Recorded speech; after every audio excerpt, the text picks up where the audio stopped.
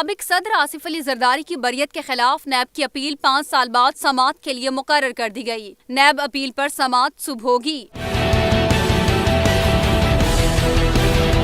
اسلام آباد high court نے آصف علی زرداری کے خلاف پولو گراؤنڈ ریفرنس میں نیب کی اپیل 5 سال بعد دوبارہ سماعت کے لیے مقرر کر دی۔ ہائی کورٹ نے باقاعدہ کاز لسٹ جاری کر دی۔ چیف جسٹس اسلام آباد ہائی کورٹ پر مشتمل 2 رکنی بینچ سماعت کرے گا۔